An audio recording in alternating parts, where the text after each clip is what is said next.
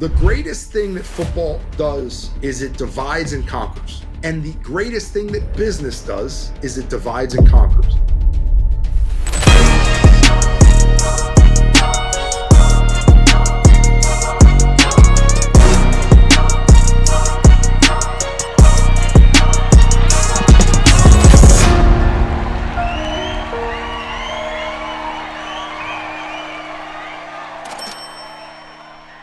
Welcome to Beyond the Game, Wealth Mastery for Athletes. I'm Chris Benson, private equity real estate investor, and I'm joined by 9-year NFL vet Alec Ogletree. Beyond the Game is a podcast where we will provide a playbook for financial growth both on and off the field. Join us each week as we'll have in-depth conversations with other pro athletes as they walk us through how they've created wealth beyond the game, both on and off the field. They're going to share their triumphs, lessons learned, and setbacks along the way so that you don't make the same mistakes. Join us. I think you're going to have a lot of fun. Well, this week on Beyond the Game, we had a special guest, David Canter, longtime 29-year NFL agent, president of football at GSE Worldwide. The man has a wealth of knowledge, an incredible amount of stories. Most importantly, his passion is infectious. He loves the game. He loves his clients. And this was a little bit different than traditional guests on Beyond the Game. Typically, we're having players who are talking about their specific experience. This is one guy removed. So David's talking about his clients, not only what he's counseling on, but what he's seen over his 29, almost 30-year career dealing with NFL athletes. So great perspective, some really incredible stories, and certainly a passionate guy. You hear David talk a lot more than we do, which is the way it always should be. So hope you enjoy the episode and the conversation with David Canter of GSE Worldwide. David, it's going to be a fun conversation. Appreciate you taking the time. Thank you guys for having me. I'm excited. I'm ready to rock. Awesome. I'm ready to go beyond the game. Awesome. That a boy, David. That's what we're here for. Listen, other than having you, I want to hear your sales pitch to Alec if he was a player coming out. That's my primary reason for having you on. No, you got to have something completely different than what you were saying 10 years ago now. Yeah, I mean, this is a whole different game. This is a whole different world, right? Like, I would have been your NIL agent since I met your parents and your mom. Maybe you were in a stroller at 2. We're now starting recruiting guys. I mean, I'm very lucky. My son goes to top 10, top 15, depending on how well they play, high schools in the country for football. And he's the backup quarterback to a 5-star, number 4 ranked quarterback in the country. You know, obviously he'll go on, and then hopefully my son will, backfill it. And very proud. Never wanted to play football, by the way. He never put on pads until last year as a true freshman. So he never played football, organized football in his life. And he's grown, literally grown height-wise. He's almost 6'2", but he's grown exponentially as a football player like you wouldn't even believe it. And, you have kids, you see, that's all you want is the next generation to be better than you. But I'm an only child, so I didn't have the brothers and sisters pushing me. He's my oldest, 15 years old, and he's got 2 younger brothers and a younger sister, so we'll see how that goes. But I say this all the time. Asher, my 15-year-old, I would have to start recruiting now. It is, Chris, it's absurd. It is not a joke when I tell you our business has gone fully off the fucking rails. And I hope that that's the headline of your podcast. The sports agency industry, specifically as it relates to the college players, high school kids. Now Florida's about to pass that you can represent high school kids for NIL. And what it's done is it's allowed the kids to make real money, right? And I say kids because I'm 51, but it's allowed the younger generation, the generation just following you, Alec, to really make real dollars. I mean, we've made millions and millions of dollars for players. We represent Cameron Rising, the quarterback at Utah, who's back again because of a medical red shirt. It's public knowledge. He's made over $1 million and he's making even more, right? And he was a very much wanted man when I was doing his NIL negotiations to return for a medical year this year. But what's crazy is the industry's gotten younger and younger and younger, and the representation has gotten worse and worse and worse. And so would you suggest that that would be based on that fewer people with knowledge of how to actually negotiate an NIL deal are representing these people? Or I think it's that there's no there's no oversight for NIL, right? So for NIL, you could go walk up to a high school senior with a dope sweatshirt and some hats and a pair of AirPods and give those to the kid, right? Some street agent basically, and now you're his NIL agent. And there are more runners and recruiters and street managers than ever before. And what that means is they're not necessarily experienced. They're not necessarily as educated. They're not necessarily as literate. They're not necessarily as legal, right? So the rules have really weakened the quality of the person that you need to be in order to be an agent. What's unique though, and this is unique, and I credit the union with this, is the younger agents have gotten better faster, right? You see guys like David Mulugeta, who's been incredible, unbelievable growth, rapid ascension. My right-hand guy and partner, Nes Mugrabi, is the number one youngest agent in the history of football, got certified younger than anyone, and in the last 10 years has more clients than any of the younger certified agents, right? He's 25 years old.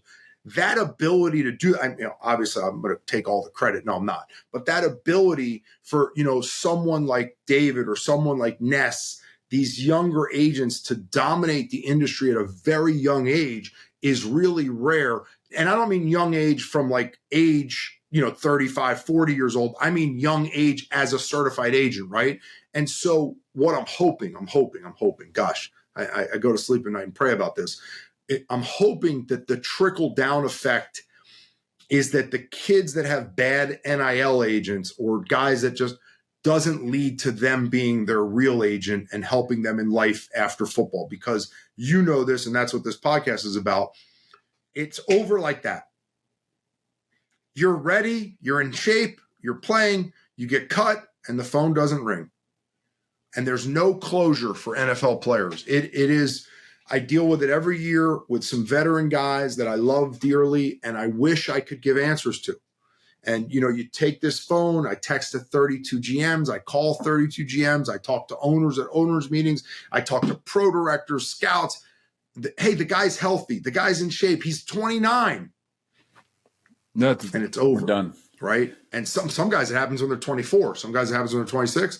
Some guys it happens when they're 36. The Alec, you played how many years? 9?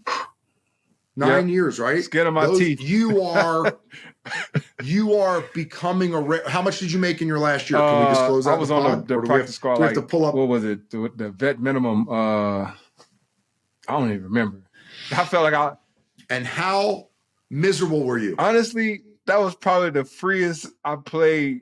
I'm not even gonna lie. I felt so free playing because there was no expectation. It was like I knew I went in there obviously just knowing my ability to play and all that stuff. So I was always confident in myself and being able to go out there and produce on the field and all that stuff like that. But it kind of came at, I guess, a different cost when it's like, okay, you sign your big contract and all this stuff, and you have all these expectations and all this stuff of yourself as well, right? And you want to produce and all this stuff. And some people say they do it for the money, some whatever. But my last year going into it, it was like I just wanted to play ball.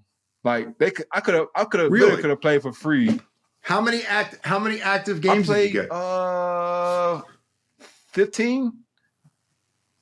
Oh, so you were on the practice squad, but you were active every week. No, so what had happened was I went in and I was there. It was like the summer. They were doing training camp and whatever, right? And one of the guys, I think it was Danny Trevade, he was hurt at the time, but he was kind of coming back.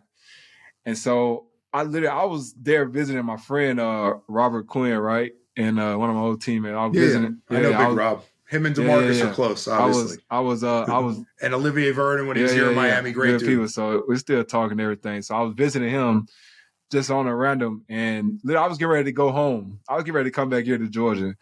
And my agent called Derek Gilmore. He called me right now that represent me now. He called me. He was like, "Hey, where you at?" I'm like, "I'm in Chicago," whatever, right? He was like, "All right, well." Are you in shape? Yeah, Were you in shape? I had been working out because I didn't play like the year before and all that stuff. I was with the Jets for like 5 games and like left after that. That's the year I was actually really on practice squad and got bumped up for that year or whatever. But so then come back, didn't really play the next year too much, and so this last year I still wanted to play. I had been working out all that stuff. He called me like, well, yeah, I'm not in Chicago. He's like, all right, well, don't leave. They want to sign you, right? So end up going and seeing. Sign you sight unseen? Like, I had done a workout and stuff with them for like maybe like a couple weeks earlier, months and months ago. Like, well, I guess we know why those gentlemen have all moved on to different organizations. Well, and it was definitely that wasn't a knock on you, by the way. That was a knock on the sight unseen players. Usually don't necessarily work out too well for the team. For sure, that's how desperate they are. That is for sure. But I would like to say I did produce in my. It was pretty good. It was pretty good. That year. And what happened the following year? Why didn't you play? Oh, I was like, I was like, I'm not going to do this practice squad thing again. Like, I'm like, man, I just played a full season. Tough. Like, I'm not coming to do another workout. Like, all of this. That's just kind of where I was at mentally and for myself. I'm like, and financially, you were okay. Yeah, like I wasn't. That's what I was getting at. That's what I was getting at. And I was able to. You got to a stage where mentally and financially it wasn't a stress to go playing. Yeah. It wasn't a stress to go play. You would be playing, right, Chris? He'd be being on the team, but he had the freedom of choice. If they were compensating him accordingly, but he had the freedom of choice, which is, for me. So going back to my pitch for you, the only single thing I want for every player I represent is the number one thing that most agents would never admit. I want you to never have to play football. That means I've gotten you paid. That means you've been great in the league. And that means you can walk the fuck away. Derek Shelby is one of my dream players who 99.9% of the people in the world have no idea who he is. Undrafted free agent, got multiple contracts, made way more money than he ever expected, walked away when he had multiple offers. Kayvon Frazier walked away in the middle of the season because he had businesses. He had structure. He had been smart about his money and his family and walked away. And people were like, well, wait, you don't get your money. I'm like, I care about these men. I care about their life after football. If I only cared about the 3%, I'd be like, let's run it out. Let's do it till you can't walk the rest of your life. And, the Eric Weddles of the world are much more a rarity. So is DeMarcus Lawrence, by the way, like 10 years as a defensive lineman and doing it at the top and getting paid accordingly. Those guys are rare. The horror story is the Olivier Vernon one. I do a huge $85 million contract with the Giants. He ends up being a trade to the Browns, plays really well his 4th year under contract, get a 5-year deal. 5th year, he's 9 sacks in 8 games. Second to last regular season game, they're getting beat. I think the game was almost over. Somebody can't find their helmet or something. He runs in for a series and second play tears his Achilles. He's never played again. OV. Now OV, I love OV too. Incredibly successful. Yeah, great financial team. Amazing human being, amazing wife, kids. Like has a great life after football. But he's the guy that left not of his own volition. He still wanted to play. Ended up having to have a repair of a repair, and that never goes well. And then 2 years go by, and it's like, it's over. It's over. David, how, from the agent perspective, because all our guests we've had on have been players, both NFL, some MLB guys. Well, I'm honored that you had me. Wow. Well, it's a different perspective, Derek, right? I'm sorry, Derek. It wasn't intentional. I respect you tremendously. Todd, it wasn't intentional. You guys were just smarter to not take the invitation. But they haven't been invited yet. How do you counsel? Well, that's right. I'm going to text them right now. David, how do you counsel guys to think that way? Because what Alec talked about all the time is I wasn't ready to hear it at 23, 24, 25, right? And there's a moment where they say, hey, this isn't the hardest forever. part of this business, Chris. The hardest part of why I think we're really successful is also the most, in the ether. It's almost evasive, right? You owe it to the men who sacrifice so much. And for the people watching this, if you're watching this or listening to this, I don't know if anyone really internally has ever understood how much the men that play pro football in America sacrifice. It is an absolute horrific life. People see Sunday, 85,000 people, 75 million people watching the playoffs, 100 million Super Bowl, whatever, and they go, oh my God, it's the greatest. It is a 20-hour-a-day miserable trudge for years and years and years. And yes, there's guys that make a lot of money. Yes, there's guys that live incredible lifestyles. Yes, there's guys that have achieved. And then it's over like that. And no one gives a shit that you were once the starting linebacker for the New York Giants. Am I wrong or am I right? Don't care at all. They don't even know. They don't even know who the fuck you are. Alec, I care. I care, Alec. Yeah. What have you done for me lately? But that's the hardest. What have you done for me lately? And Alex, you're healthy, right? You retired from the game, no body injuries, like no major surgeries. I had or how many? one major surgery on my right fibula. My teammate, he broke my. He missed a tackle and dove and broke my right fibula. Yep. So I got a. I remember the play. Plate. I have a weird memory about stuff like that. I remember that, but that's not. You had a plate. It's not like you can walk. You can wake up. You can play with your kids. You can go run hoop. You can allegedly. play I haven't found my disability yet, so I gotta wait. Okay. We can talk about that offline when not recording. So to go to Chris's question, the hardest part of speaking to power, because what most agents forget, and I don't mean this to defame agents or badmouth agents, I'm just an employee. Like at the end of the day, you've been through 3 agents. You said before the call, right? 3 or 4. Not to put your business out there.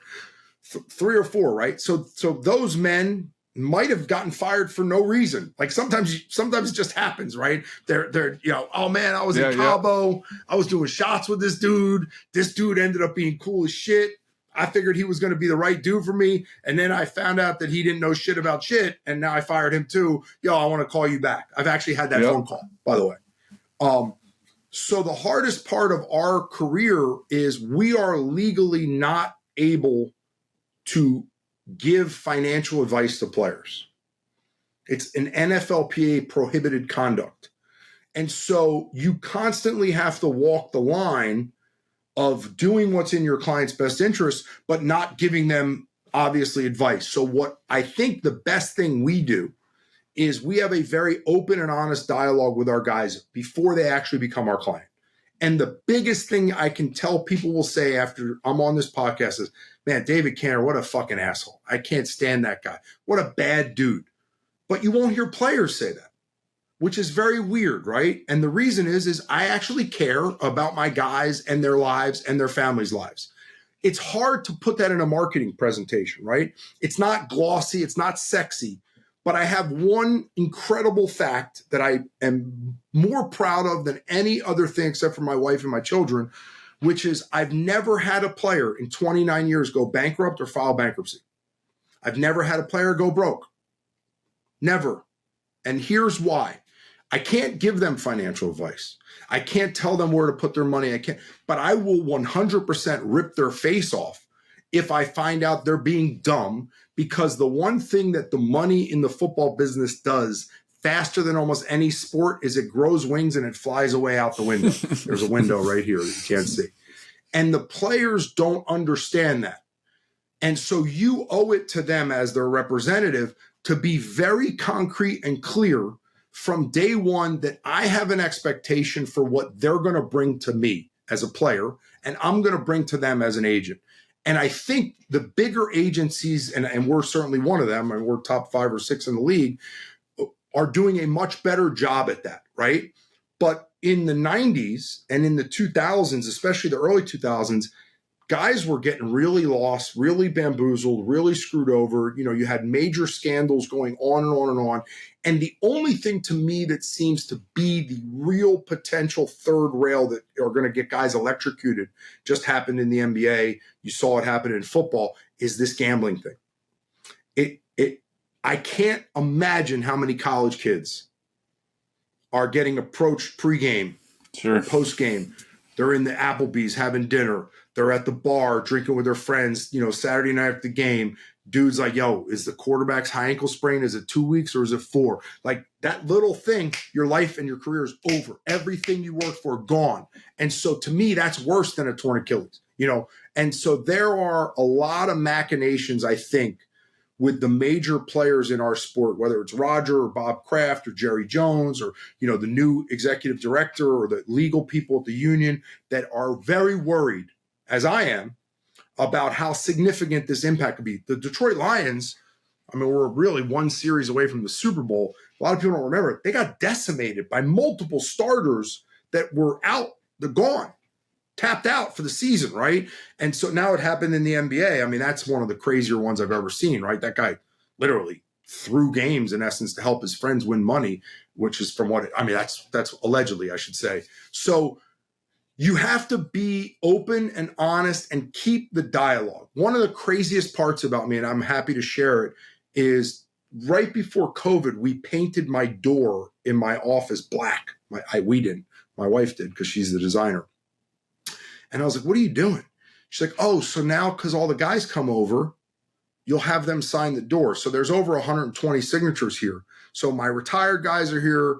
My former clients are here, you know, the Stephen Davises of the world, guys that haven't played in 100 years, you know, that the world forgot about, that had 13-year running back careers. Nobody has a 13-year running back career anymore. You know, they're here. They're in my family. They're around my wife and children. You know, Eric Weddle's Uncle Eric, Derek Shelby's Uncle Derek, Olivier's Uncle O. You know, like, it's not a fake sales pitch. It's real. And I think that at the high level, whether it's Joel or Todd or Tory Dandy or David, I think that's the same. I do. And I think what's happened is our pyramid has gotten really, really, really narrow, where 60, 70% of the league and the real players are represented by 20 agents, like 20 good agents who really give a shit about their guys, which is why they're repetitively successful. But David, you brought it up when we started, right, about NIL. It's one thing to talk to Alec at 24 and say, don't be a clown. And Alec is probably mature enough to understand and say, okay, I hear what you're saying. I know you care for me. I know you're thinking about my best interests. But Alec at 18 making $1 million a year, where mom and dad are probably behind the purse. That's why I'm not the NIL agent. But how do you even, tough, bro. How do you have that conversation with the kid? Because look, anyone who is savvy in finance, you gotta hope that mom and dad are involved. You gotta hope that there's a mentor, there's a coach. You know, one of the cool things about us is, like, I'm super close with Delphonte Diamond, who's one of the wide receiver gurus, Brandon White, and they have all these young bucks that look at my kid Tank Dell, or look at my guy Jaden Reed, or they look at a DeMarcus Lawrence and they go, yo, I want to be like that. Those are the players you want to represent, right? Like Alec maybe won't admit it, but he had a guy that in his mind, he was like, yo, if I could ever be on that level. Who was it, Alec? I did it. Who was it? In terms of football, wise, I guess, like, I always grew up, like, I was a Sean Taylor fan, like, because I played safety at the time, right? So, and yeah, it was like, so, like, if there was a guy, I don't know, I wouldn't say had a person necessarily that I saw off the field like that in terms of doing stuff, because I don't even think I was thinking that far into it. You're thinking, let me just get to the league. Let me get a scholarship. Let me get to the league, and then I'll figure it out. Kind of sort of like that. And then, but once I got into the league, and, you know, like I said, I was fortunate enough to go to the Rams, where I had James Arnaz, Jolon Dunbar, Will Witherspoon, like a bunch of these older guys ahead of me that, you know, they've been in the league a while, they've done everything, and they started talking. And they respected the league enough to pass it down, because not everybody does that now. The new generation doesn't really do it as much. They're not, like, all hanging out. There's not a Thursday every Thursday, Friday D-line dinner, Saturday we all go to the same pizza parlor before the game, like that kind of stuff. It's a little bit more, but the difference is, because of internet, because of Instagram, and especially Instagram, they all know each other since they're 12. It's crazy to me how one player could know literally the whole fucking league. It's wild. And so that's the coolest thing that the new generation has. Like, they know your NIL deal. And by the way, it's also why there's so many transfers, because they have their homies on the team going, bro, I talked to coach. He got 100,000 for you if you come, right? This is it. You need to be here, bro. I already got your jersey picked out for you, like, and you go live with me and all that stuff, which is great. It's great. It's amazing. But it's a little frightening because that you wonder. We had to explain this to the first year of NIL. This is cool. They didn't understand that they had to pay taxes on the money. Dude, that's just number one. That's just the first thing. To this day, hold on. Let me take a 20-second timeout in homage to our CEO of our company who does this all the time. When I start to speak too much, he gives me a 20-second timeout. The majority of our young clients in the NFL, to this day, when PPP comes out, the player performance money, and we go, hey, man, you got 330 through 2,000s coming to you. They all write the same text to me and Ness. Pre-tax? Smart. I mean, they're listening. I probably have 50 text messages. No, they're asking, is it taxed? Is that after taxes or pre-tax, right? And I'm not talking about the 23-year-olds that are 1 year in the league. The old heads too. 28, 29, 30s, the Xavier Howards, the Marcus Lawrence are like, is that, because it's like, is your salary pre-taxed or is it post-tax? Come on, guys. Like, and then the other one that you still have to talk to them about is the agent fees. Like now, I don't know if you know this, it's a 36-week pay period. That's never been the case. The good news is that guys are still getting checks until May. The bad news is that they forget they got to pay us, right? And so it's like, well, why'd you bill me again? I'm like, well, because you got paid, so we get paid, right? So that's, certainly there are things that you have to teach them that aren't necessarily financial advice. You're not giving them, but like I have multiple players that have no understanding or did not until we educated them on buying a car, paying off a mortgage, getting a mortgage, bill pay. So the other weird part of NIL, and I'm nervous about it, I won't lie, is there are a new generation of financial advisors, which I don't know, we're going to talk about that, but that could be another 6-hour podcast because I got some stories, boys, that just prey on football players.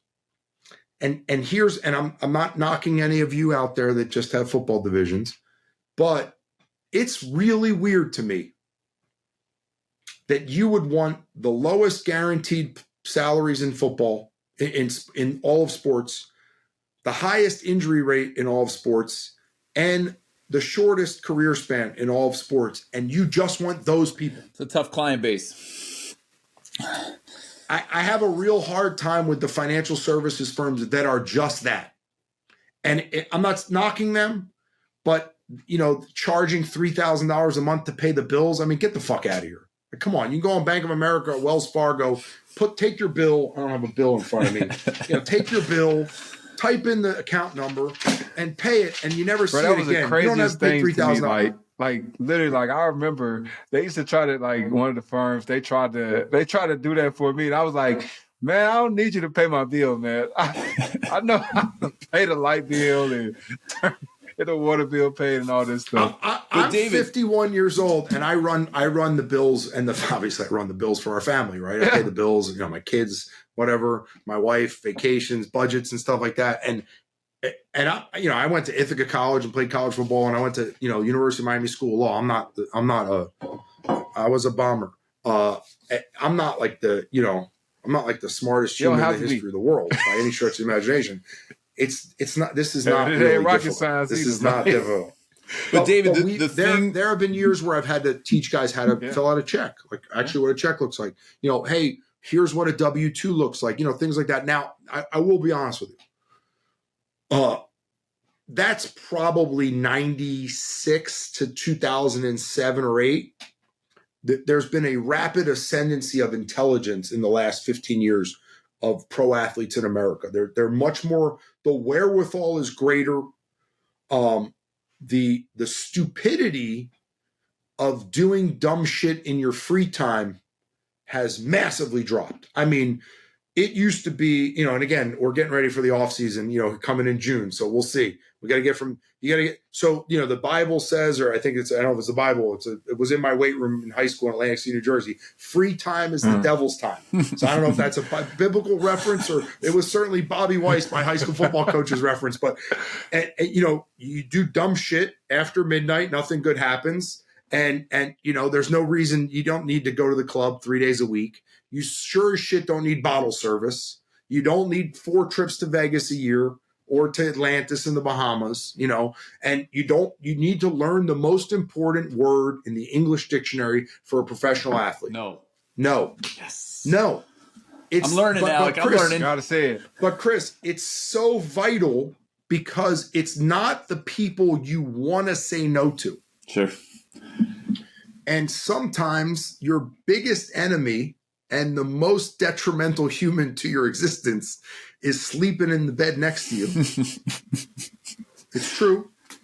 Or is your parent or your sibling or your homeboy that was your roommate in college. Like, not everybody can open a successful chain of car washes. Not everybody can go pressure clean roofs and make millions of dollars and need a $75,000 truck. We don't all need to be in the Sprinter van business. There's just not that big of a need for Sprinter vans driving people around every day. And not any athlete needs their own fucking clothing line that they're designing, they're creating, and they're producing, and they're going to market. He knows the story. Hold on, he's speaking too fast. He knows the story. I haven't watched your podcast ever, and no offense, I probably won't. Go backwards and watch. I had a terrible experience with trying to do my own design of clothes.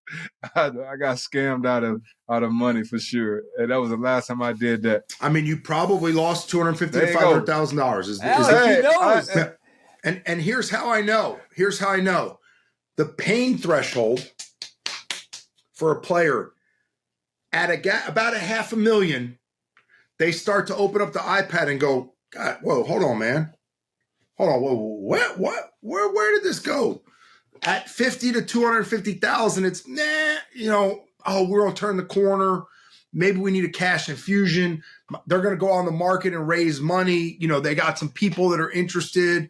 And then at 500 in, or worse, right? There's been players that have lost millions and millions of dollars. They start to question, and the reason is take home pay. If you make $1 million in the NFL, you're taking home 500. That's a whole fucking season of my life I just lost trying to become the next Tommy Hilfiger or the next Ralph Lauren or the next FUBU, right? Gone. That shit gone. That shit's gone. I don't know how many people remember FUBU, but yeah, come on, dating myself. So he's on Shark Tank. Everybody knows who FUBU is just because of him. Yeah. See, I know Damon, but yeah. So David, he wasn't the only FUBU, by the way. There was a lot of other people behind him and with him. Appreciate it. Help us parse it down. So with one of your clients, and I realize you can't give him financial advice, right? So you're not out there saying, "Hey, I want you investing in the Vanguard S&P index fund." No. You can't say that. And I really try to not give him advisors to meet with. We're not in the referring you to financial advisors business, right? Yeah, fair. I can't tell you now that the rules have changed. I don't even know if you know this, Chris, but I'm gonna, and I'll shut up for a second and let you finish. You can give kickbacks to financial advisors, can give kickbacks to agents. Man, I would love to run a fucking audit of some aforementioned agents and agencies. Incentive drive behavior in this industry is a death sentence. Because are you doing it because you're getting your 25% from Wells Fargo, Merrill Lynch, Morgan Stanley, or whomever? Or are you doing it because that's the right team for that player? Remember, not every player fits every financial advisor. Not every financial advisor fits every player. There are certain players that just need a baby. They need a babysitter. They need somebody to hold their hand, teach them everything, walk them through the process. They might even need the bill pay. Like they're just asleep at the wheel and they're just never going to fucking change, right? So to me, that's a real problem that I don't think the policing component of where we're at from a state or federal or NFLPA union, I don't think it's going to ever really be something they care about. But they should. There's a real potential issue with that. So David, going back, what's the framework that you ask guys to think about this in? And I would almost categorize it in two pieces, right? During your playing career when you are income producing, and then post career. And we've had a number of guys on who have different perspective, but I'm going to just overlay my own on this. My world is always understand what your burn rate is. How much do you need to live? And can you invest those dollars in a perspective where those dollars are going to produce that income for the rest of your life? And if you can, to your point, that you are financially free, you can make whatever choice you want. But what framework do you ask guys to think about it? The financial freedom is an evasive monster for, I would say, 90% of the NFL. I don't think it especially as the rookie contracts have changed, right? The big guarantees are more or less gone unless you're a top 20 pick or so. You really have to get a second contract to be able to get to a potential financial freedom. But a second contract could be $2 million a year, and that's not financial freedom. No matter who you are, probably you're not going to be able to, not work till you're 75 years old or even older life expectancy. God willing, that players start to continue to live longer. And it's always horrible to see guys die at a young age. So the balancing act, Chris, is my job is to make you money. Marketing, endorsements, public appearances, off the field income, and then obviously playing contract, right? Your job is to grab onto that money and wrap it with both arms and hold it as tight as you possibly can, because if you aren't paying attention, it's out the window and it flies away, right? And so how does that conversation happen? The beginning of the relationship, you have to be very honest with guys. And usually you can find out in the training facilities who's serious and who's not. We have fired more players than have fired us in the last 5 years because they weren't doing it up to our standard, right? They would get a workout having been out of a job for 4 months and not be in shape. GM calls me, he goes, dude, why the fuck did you send me that guy? I'm like, what are you talking about? He told me he was great. Told me he'd been working out every day. He's like, yeah, he's been lifting weights. Like, he's not running. He's not in football shape. How often have you heard that one, Alec? Football shape, right? And they want guys in football shape in April, even though they don't play a game until September. Ain't no fucking way you can be in football shape without playing football. You know it and I know it. But that's the GM standard default for easy passing on a guy. And in their minds, football's every day. You can't, Jim Harbaugh. That motherfucker wants that team to go on the field today. And I don't mean to call him a mother effer like in a bad way, because I love the guy and I think he's an incredible football coach and I wish him the most success in the world. Mike Tomlin wants you to play now. Don't tell me what you're going to be after training camp. I don't give a shit. I already know where you're going to be after training camp. I want you to be 10x better than that now, right? If you're ready now, you're only going to get better when we get to September and October. So, those men who are, two legendary coaches in my mind and incredible leaders and incredible men, Bill Belichick doesn't care. I don't care that you went to Jamaica. I don't care that you decided with your wife to go to Japan for 2 weeks with your family. I didn't go to Japan, right? That's how his mind works. I'm not going to Japan. I'm still watching film. I'm trying to figure out how we can get better every day, And so the men that run our football business, and it still unfortunately is almost exclusively men, except for maybe one or two women, from a front office standpoint, don't care if a guy goes broke. They don't care that you spent all your money at the strip club. They don't care that there's a distraction in Miami, no matter what you do, called Tootsie's and 11. The two most decadent places in the history of the world are 20 minutes and 26 minutes from the Dolphins facility. Stay your ass out. You're a fucking professional, right? And so the word professional means you will act as if. Now, and I know 90 guys on a roster, 25 have no shot to make the team from the day they signed the contract. They don't know it. The coach can't tell them, but they're bodies. They need to be bodies, and they're going to be bodies. Maybe now with 16-man expanded roster, practice squads, you can make it. But you're not, Chris, you're not getting generational wealth. You're not getting enough money to live life post-football. The New York Giants are calling me. By the way, Alec, your buddy Kevin Abrams is calling me. Sorry, Kevin. Yeah. Alec Ogletree sends his love. Tell him, ask him why he cut me. I'm doing this podcast. Ask him why he cut me. I'm literally live on the air taking this call. Alec wants to know why you cut him.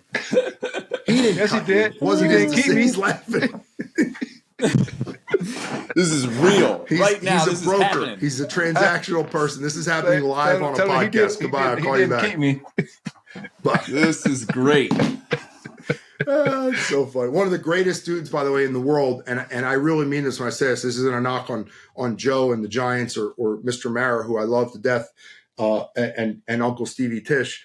Kevin Abrams should be a general manager in the NFL. He's a fucking rock star, like a legit superstar, incredible human being, unbelievable knowledge base because he deals with every agent. So there's a new general manager coming.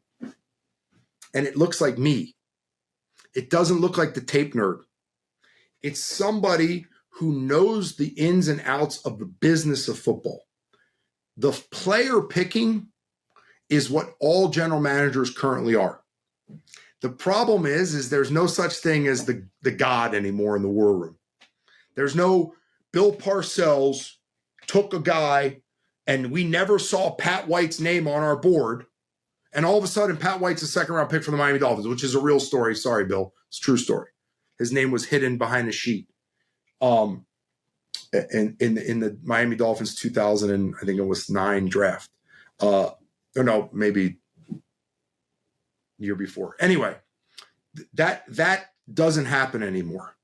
And the reason it doesn't happen anymore is the collaborative process of the NFL.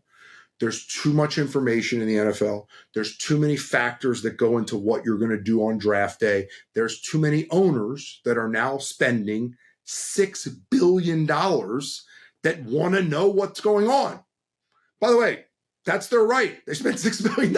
Like, please give me your input, because if you're happy with the draft pick, I'll be keeping my job, right? If you didn't want to draft the kid and I drafted him, I might not be the general manager of the football team very long.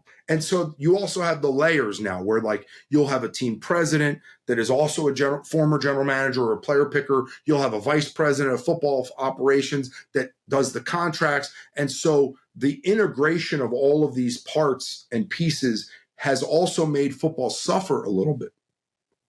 The quality of the game has now the Super Bowl this year was not a bad game. It was incredible. But a lot of the games in the regular season and a lot of games, there's a lack of quality. Would you not agree, Alec? Yeah, I've kind of tailored myself back from watching so much football even this last couple of years. Is it because you don't think it's good, though? Or is it it's just not part of your life anymore? It's not really kind of that big of a part of my life, I feel like, anymore, mostly. Like, I still love the game. Like, I watch football any day of the week, any type of sport. But, really, I've been watching more tennis. I've been playing tennis a lot, all right? So I love tennis, right? We'll have to talk about that offline. GSC Worldwide has an incredible tennis division. The company that bought me. That's all. Yeah, this is it, Alex. This is your shot.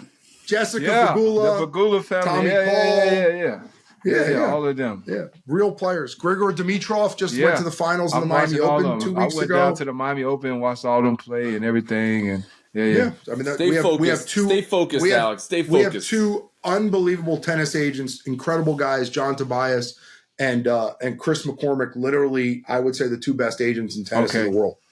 But yeah, we have a great group. We have Paul Bedosa, Leila Fernandez. I mean, we have really legit. On the women's side, too, Emma Navarro. I mean, they have an incredible side. It's our company, not me. I have nothing to do with tennis. So the closest I get to tennis is I can walk onto a tennis court and go, yeah, I once picked up a racket. Now, I hate all the rule changes. Tough sport, by the way. I will say every year, since I was playing, it was always a rule change. And it solely went towards the defense, where the defense can't do this.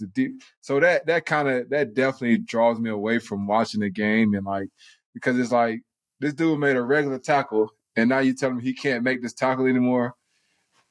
It just happened, right? That little hip drop tackle or whatever. It's like, what do you want him to do?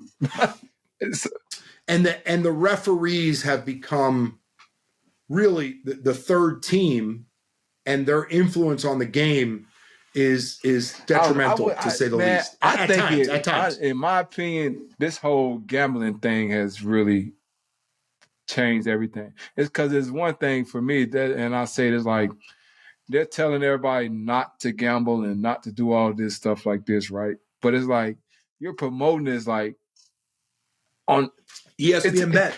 It makes no sense to me. It's just like, have you ever seen who the owners and investors are in FanDuel, DraftKings, and some of these companies? I think I have. The owners of NFL teams. It's the owners of the NFL teams. It just drives me so crazy that like, okay, you literally are saying like, you're talking out of both sides of your face. You literally are promoting this on every single thing. Every single thing that comes out is somebody you got. You're not wrong. You are not wrong. Dude, it's tough. It's tough. Am I missing something here? You know. And so I guess it kind of as we keep moving forward. So I do want to ask a question of when you were coming up, right, in terms of becoming an agent and all of this stuff, right? Was it always something that you wanted to do, or were you planning on doing something else and you just kind of fell into this, and kind of explain kind of your story a little bit of how you get to where so my story is really wild. I guess. I grew up in Atlantic City, New Jersey, and Miami Beach. So my parents divorced at a really young age. I'm an only child.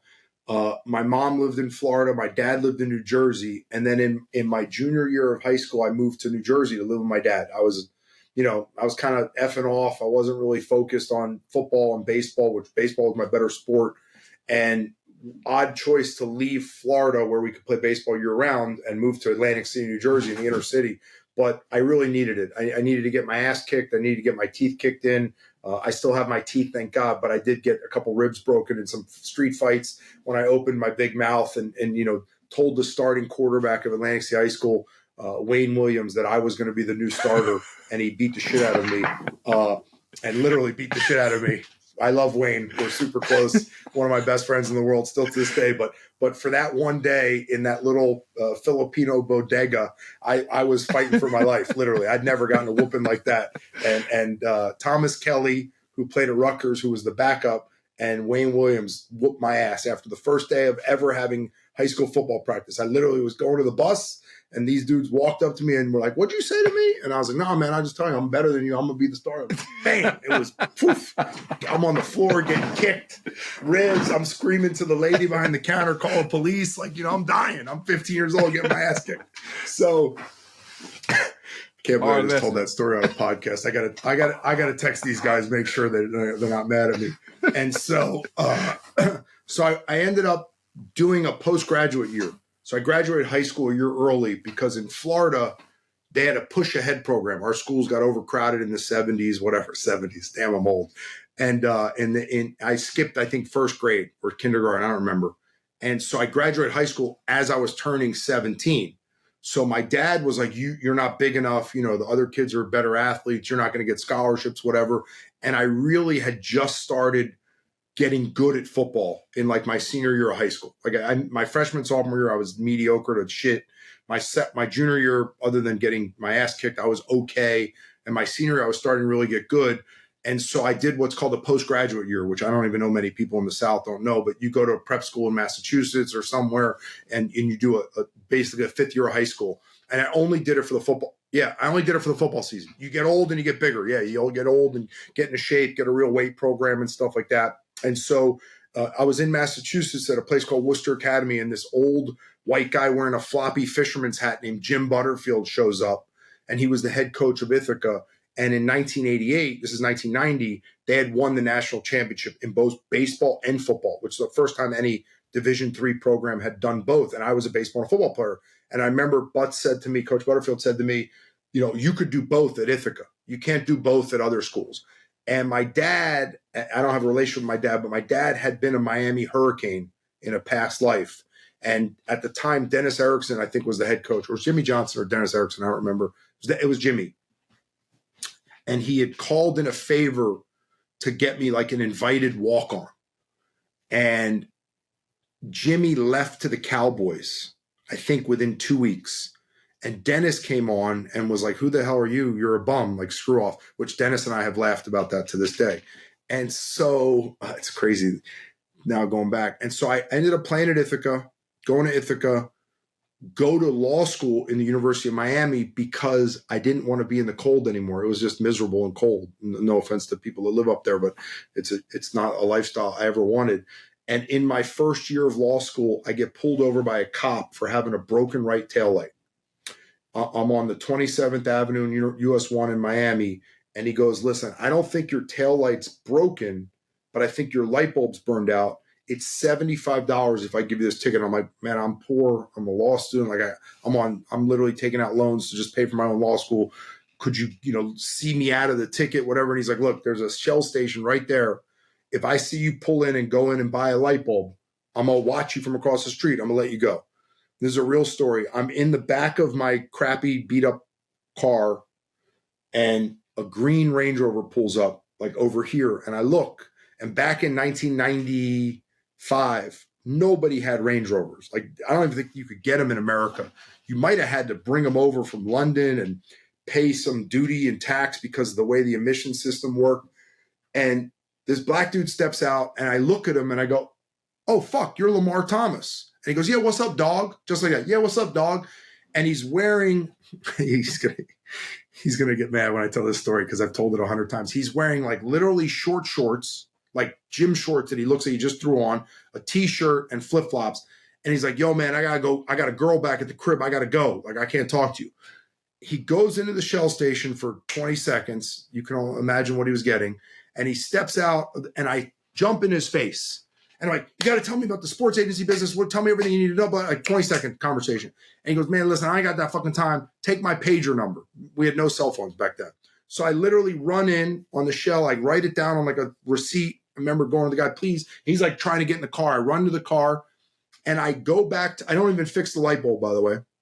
I go back to my apartment in Coconut Grove and I open up the phone book because he had said to me he didn't really have anybody doing his marketing. And I start calling sneaker companies, like not sneaker companies, shoe stores. And I'm like, I'm Lamar Thomas's agent. Like, he'll do an autograph sign for $5,000. Guys are like, hang up the phone, $5,000. I didn't know the numbers. I didn't know that $5,000 is like a real number, right?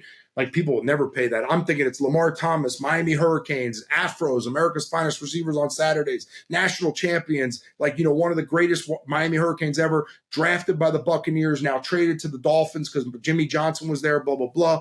And so I literally paged Lamar. I say 4 months. He says 6 months. I don't know. But I beeped this motherfucker every day for 4 months.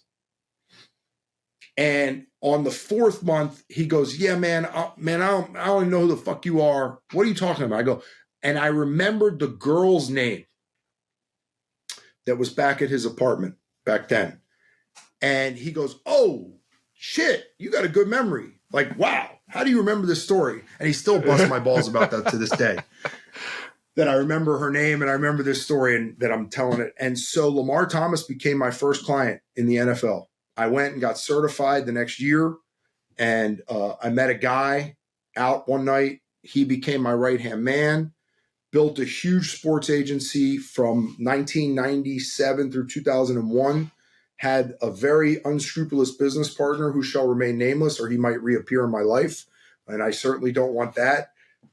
Take a lot of money. The number is in dispute to this day, but millions of dollars. And in the span of 2 months, I was fired by 70 plus football players due to their actions and activities. Eventually, the union got involved and I think he got decertified. I didn't really keep up with it, to be honest with you, because I had moved on in my life and had started my own sports agency. And so from 2001, when that all happened, until 2021, I was basically a lone wolf on my own, no partners, no runners, no recruiters, no real middlemen. I had an analytics department, that's still with me, Brian McIntyre, that we started in 2010. We were probably the only agency at the time, doing real stat analytics databases. Still to this day, Brian's, number one in the business by a rocket ship, million miles, because his database goes back to 05, 06. And then I met Nes Mugrabi, I want to say when he was 15 or 16 in 2016. He saw me at a restaurant with Brian and he was like, "Oh my God, I follow you on Twitter. Who are you?" And I was like, "You're like 6 years old. How are you at the combine? Like, what are you doing here?" He's like, "Oh, I want to be a sports agent. I want to be just like you or Drew." Because every Jewish kid in the world goes, "I want to be David Canter or Drew Rosenhaus." We're very different, but we're the same in a way because we're both agents. And so I said to Ness, like, "Hey, you follow me on Twitter, DM me. I'll give you an internship." And at 16, he started working with me. And 10 years later, not even 10 years later, he's the biggest agent in the business, which I'm obviously incredibly proud of him and his growth. And then in 2021, because of NIL, I went to my financial team and I said, "Listen, I am going to go extinct." Like, I look you dead in the camera and tell you that I am not an NIL guy. Like, I will never be able to compete with the big agencies on this level. I will never be. We don't have a big marketing department. It's me and Ness and Brian and one or two other people that we'll bring in that are never really full time. We're going to get gobbled up and chewed up and spit out. I'm going to go hire a firm to sell me. And so my financial advisor at the time, and still is that guy, did an unbelievable job to put together a real team of a business broker, legal, accounting. We put together a real presentation, a real package with real numbers. We weren't bullshitting. And the goal was get me to a place where we can exponentially grow, right? Like, and the only way you can do that is with resources and money and good people. And so we had 5 offers. 2 became really real. 3 became like, "Hey, let's get to a letter of intent." Once the numbers got a little bit higher, the third party went away. And then 2 companies really fought to acquire us. And GSE Worldwide won out really because I felt like the team was there. There's a guy named Ian Grutman, who's now one of our partners as an agent. The president of marketing, Russ Spielman's been around for 25, 30 years at the top level in New York City. The CEO, Mike Principi, has built and sold off multiple companies. He was with Joel Siegel. He was with Bill Duffy and Associates. I want to wrap with this. So you deal with rookies coming out every year. What's the advice you're giving to these guys just from a financial framework? Somebody who's listening to this, who's 22, 23, maybe they've just got their first contract. They're trying to think about how do they transition, this income producing opportunity beyond whatever their playing career looks like. Give us the bullet points. Maybe the same thing you tell your 15-year-old son at some point when he's ready. Or yeah, I mean, obviously. Let me add to that just a little bit. Or is it something where like you have your younger guys, but you have these older guys, as you mentioned, like DeMarcus, Eric, and all those guys like that you represent? Mm-hmm. Is there a space where like you connect? Oh, there's definitely a mentorship component. Okay. Yeah. There's no doubt that our future second round pick a week from tonight, Cole Bishop, from the Atlanta area, is mentored by Eric Weddle, right? He went to Utah. He studied in the Eric Weddle defensive backs room, which is named after Eric. Eric's best friend in the world is the defensive coordinator of Utah, Morgan Scalley. So there is a mentorship component of when I look at Gregory Rousseau on the Buffalo Bills, him and DeMarcus need to have intimate time together talking about shit that even what I say or what Ness says goes in one ear and out the other. Or doesn't necessarily go in one ear and out the other, but will be heavier, impactful from a veteran guy of DeMarcus's gravitas. Has made $125, $150 million, has been through a financial advisor before that didn't really do what he needed to have done, didn't lose money, but spent kind of stupidly, and he would admit that, lived high on the hog. So, Chris, to go back to your original premise, your question, I think the first thing is you can't live high on the hog. You can't. The money tree will eventually stop growing leaves. The spigot will eventually turn off. And you have to, and I say this religiously to the point where it's fucking annoying. You have to think of your first day of your league day, the first day you sign a contract, that's the last contract you're ever going to sign in the NFL. Because the NFL's goal is to beat you, eat you, and spit you out faster than you ever wanted to. It's not intentional. It's not personal. There is no personal, just business. That part. animus to you. The problem is you play the most violent sport ever invented, where even though the defensive rules have gotten worse and worse and the offensive rules have gotten easier and scoring's going up, and they love the Kansas City Chiefs fast-paced offense, and they'd love it to go back to Kurt Warner and the Rams and fun and gun and all those days with Mike Martz and those guys. The reality of this business is the day you get in is the day they're starting to figure out how to replace you. And there's always going to be someone better than Alec, working harder, eating better, no alcohol, staying away from the distractions. So what I say is hard, man. This is a death sentence to my 15-year-old. This Instagram, Twitter, social media. Eric Weddle now coaches high school football in California. Full 100% social media blackout for the football team. You sign a document. You are not going on social media. It's not going to help you, right? Because you could sit on Reels or Twitter or Instagram or Facebook and you could lose 2 hours, and your brain, the dopamine, is getting satiated every 6 seconds. It's amazing. It's my 9-year-old could sit on his fucking iPad.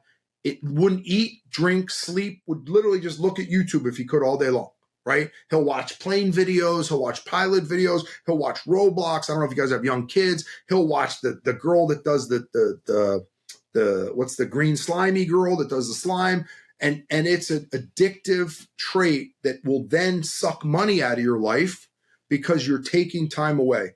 What I tell players is you want to have as many activities in your life directly related to improving your football career and post-football life that don't have you ever need to look at your phone. Every time you look at your phone, the clock ticks. And it doesn't stop ticking, right? And the only commodity in life we can never buy more of is time. You'll never be able to buy more time. We'll never have this time again. You'll never repeat what you just said in the same way, same phraseology. And so you have to absorb and use all of that time to benefit and uplift you as a person, as a player, as a husband, as a careerist, right?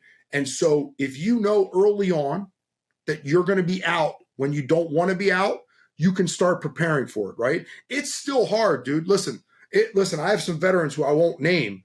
They are struggling that the league doesn't want them, that my text messages aren't about them, right? Man, I've been a Pro Bowler. Yo, I'm the hottest guy in the league. I led this and that and the other. I was a top 10 pick. I've been all this, all that, won championships. And that's past tense, right? Football is a what have you done for me lately sport. And it's no different. And here's the best part about it, though. And I would leave every player with this. The greatest thing that football does is it divides and conquers. And the greatest thing that business does is it divides and conquers. It very rapidly finds out, can you be obsessed with greatness?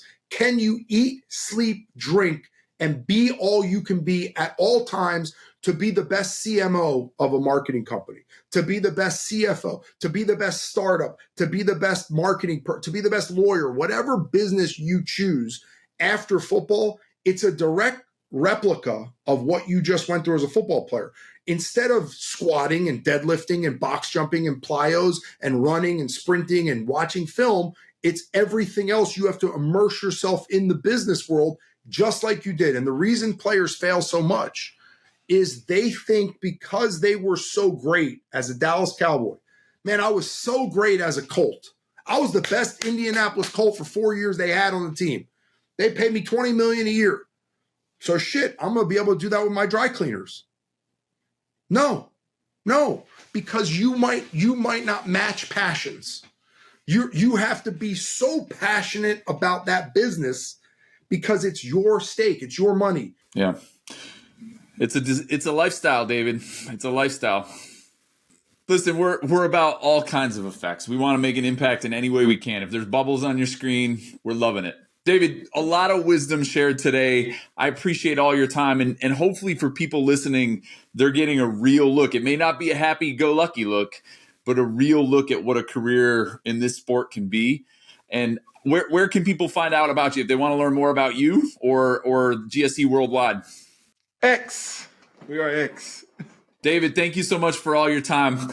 We appreciate it. Thank you for tuning in to Beyond the Game. Please like, subscribe, comment on your favorite platform. It helps others find the show.